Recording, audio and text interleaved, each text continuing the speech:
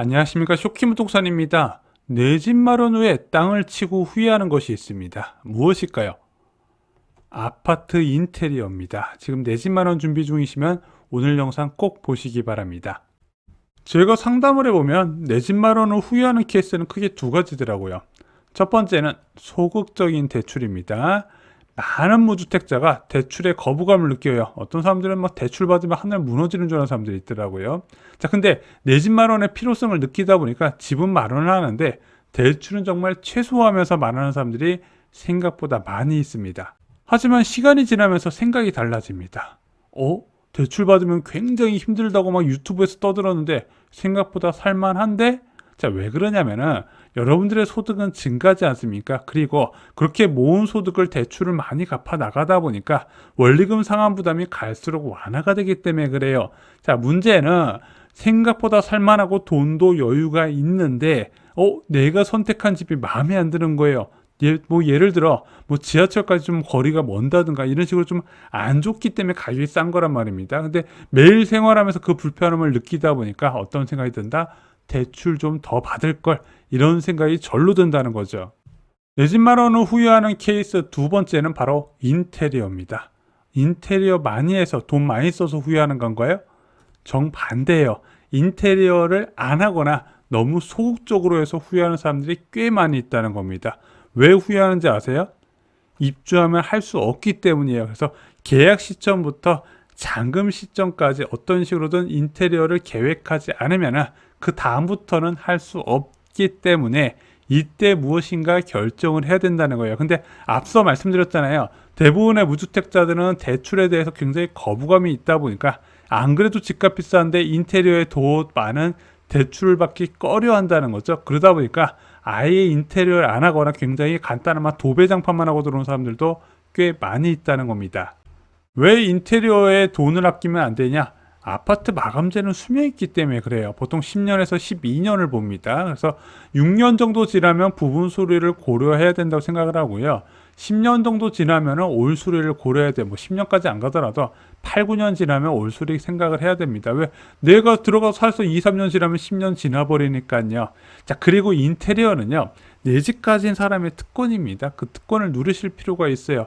왜냐면 이제 전셋집으로 오래 있다 보면 일단 당장 조명부터 막 집이 많이 어두워지거든요. 아크릴이 바래지면서. 자, 그리고 여기저기 막 불편한 것들이 많이 있어요. 근데 이게 내 집이 아니다 보니까 적극적으로 수리하기가 어렵지 않습니까? 그러면서 삶의 만족도가 많이 떨어지는데 내 집 있는 사람들이 인테리어를 잘 해놓으면요. 이게 전혀 같은 아파트라도 전혀 다른 삶의 만족도를 누릴 수가 있기 때문에 한번 꼼꼼하게 체크하실 필요가 있다는 겁니다.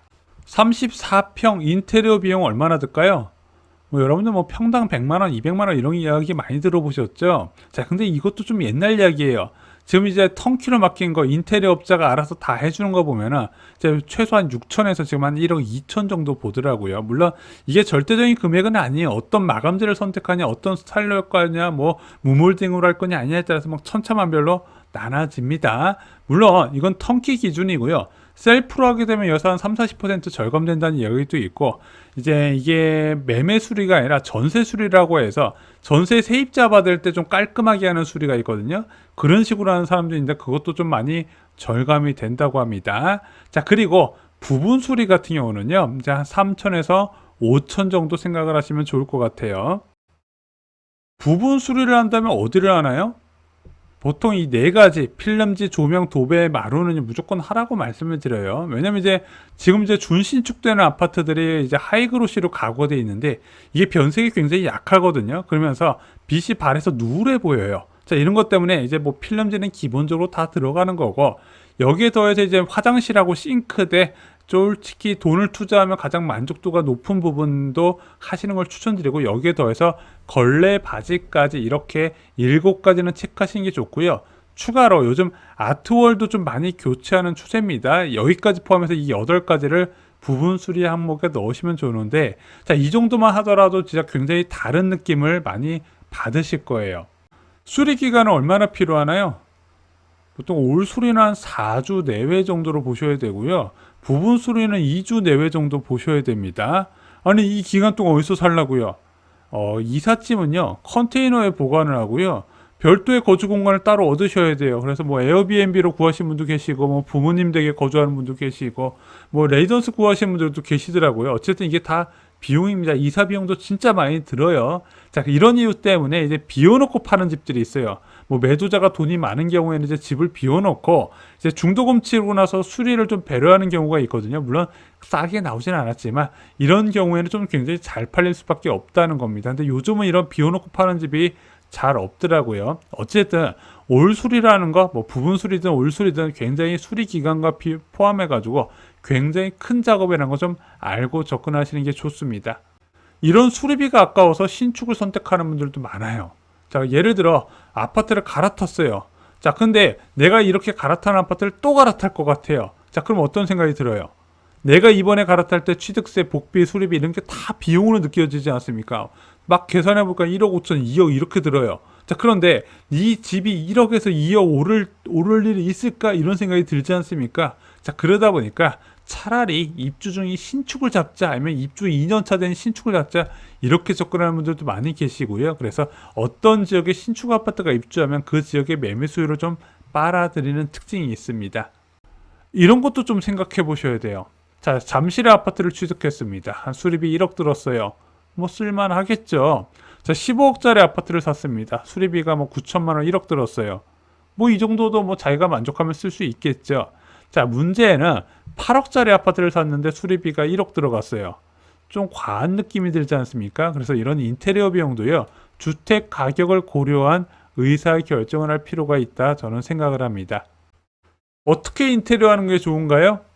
뭐 요즘은 다 비슷비슷하게 하시더라고요. 어떤 식으로? 화이트 풍으로. 근데 이게 맞아요. 이게 정답이에요. 왜냐면은 이게 취향이 들어가잖아요. 취향이 들어갈수록 매도가 어렵다는 겁니다.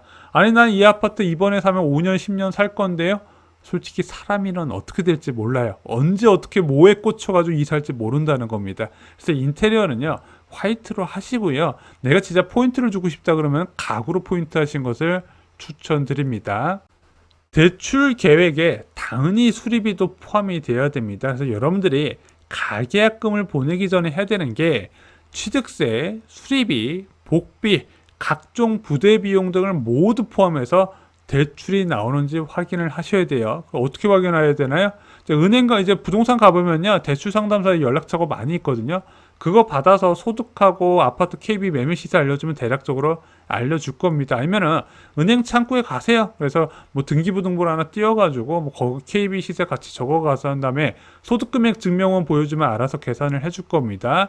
요게 보여주고 나서 OK가 나오면요, 그때 가계약금을 보내도 늦지 않아요. 가계약금은 그냥 함부로 보는 게 아니라 이런 계산이 끝내고 보내야 된다는 거 잊지 마시기 바랍니다.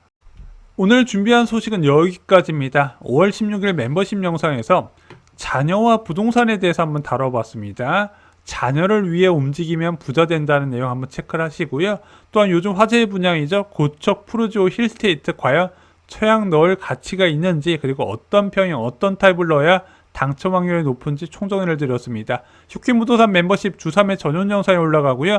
다른 미래를 원하시는 분들께 적극 추천드립니다. 이상 영상 마치겠습니다. 감사합니다.